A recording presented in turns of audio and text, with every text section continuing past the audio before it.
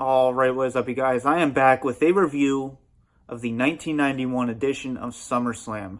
One of the underrated SummerSlams, and in a lot of ways, a fan favorite, mainly just for the true main event. I guess I'll put it that way.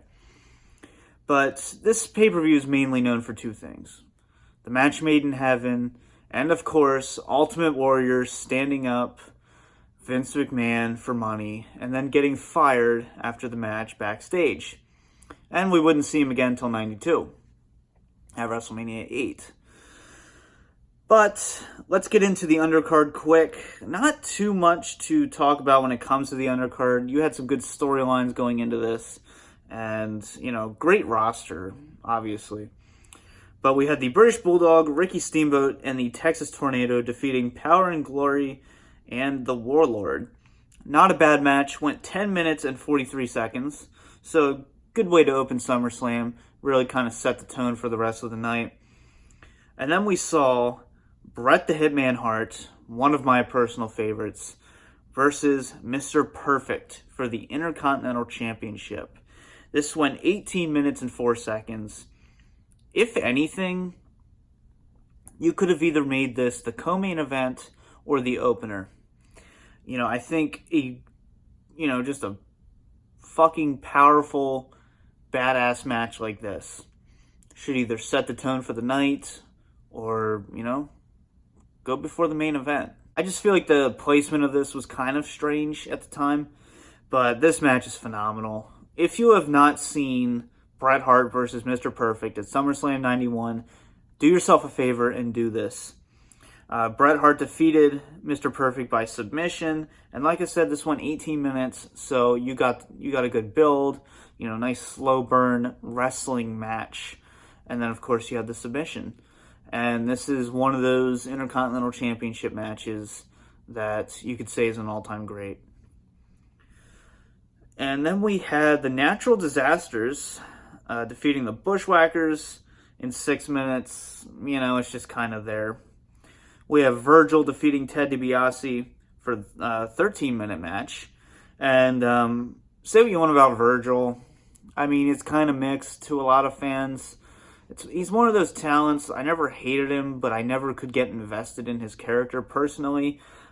I'm a Ted DiBiase fan, so I don't know. It's just Virgil was always just kind of at his side, and I just never felt like he could get the fans invested.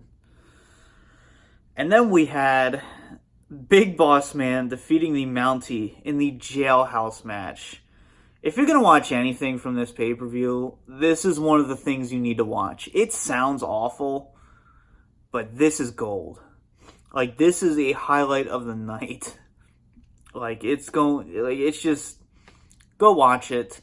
You have the Mountie getting booked. He's yelling and screaming, and this is just, it's comedic gold. It doesn't take anything away from the show. It's not just some silly gimmick match. This was just entertainment at its finest. Then we had the Legion of Doom defeating the Nasty Boys in a street fight for the Tag Team Championship. Then we had Irvin Arshfeister defeating Greg Valentine. I've heard it pronounced both ways. Honestly, I've been caught saying Valentine and Valentine on this channel many times. It's one of those things where I just kind of say one or the other. I don't know. I've heard wrestling fans pronounce it teen or tine. And I just filmed my SummerSlam 90 review, one of those. It was either 89 or 90, and I said Valentine. So, yeah, there it is. And then we had the main event match of the night, where, of course, Ultimate Warrior stood Vince McMahon up. I think it was for $100,000 or something like that. It was a decent amount of money.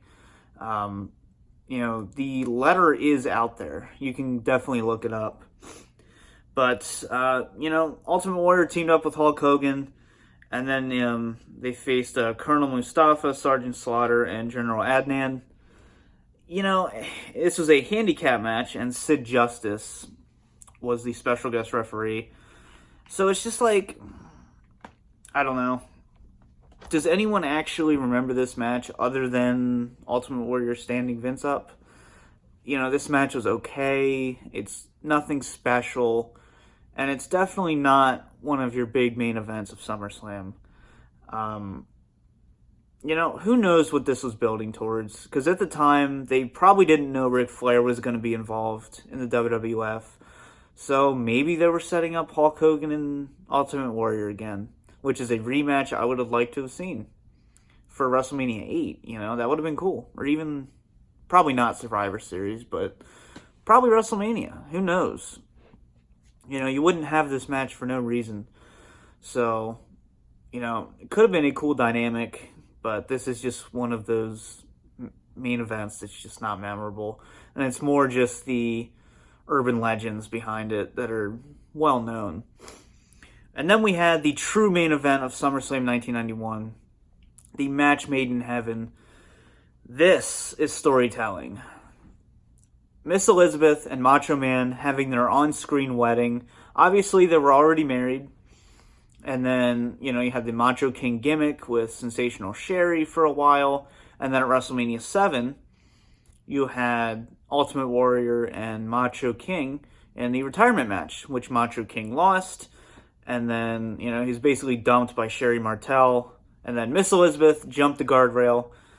And then basically threw her out of the ring and kicked her. And, you had that reunitement of Macho Man and Miss Elizabeth. And it was special. And for a lot of the people back then, it was one of those big payoffs for a storyline. And, probably not back then. This was when kayfabe was a different thing. A lot of people back then didn't know Macho Man and Elizabeth were actually married in real life. So this, for a lot of people, was probably a real wedding. So, it's special. And it's one of those tear-jerking moments. You don't have anything stupid happen. This isn't Teddy Long having a heart attack at the wedding type thing. Obviously, the reception got pretty entertaining with, Jake the Snake and Undertaker. But, for what this was one of those moments where it kind of transcends in-ring talent. How often have we had a wedding be the main event of a pay-per-view for WWE? This was it. And to me, this is the only wedding that you could have had main event a pay-per-view without an outcry. Even nowadays with the YWC and the IWC and, all the wrestling fans always complaining and bitching, this is one wedding I don't think people would complain about if it was the main event of a pay-per-view nowadays. Seriously. So, it's a truly special evening. So, I'm going to say this pay-per-view, I'm going to give it a B. Its main events with Warrior and Hogan is just kind of forgettable and just more of an urban legend nowadays. But you had a great Intercontinental Championship match, some good tag team action, good storylines, and good characters. And a very strong end of the show with Macho Man and Elizabeth's wedding. Truly special moment, like I said, that transcends wrestling. So I hope you guys enjoyed this. Go check this pay-per-view out. For now, this has been the DVD Freak. Peace out.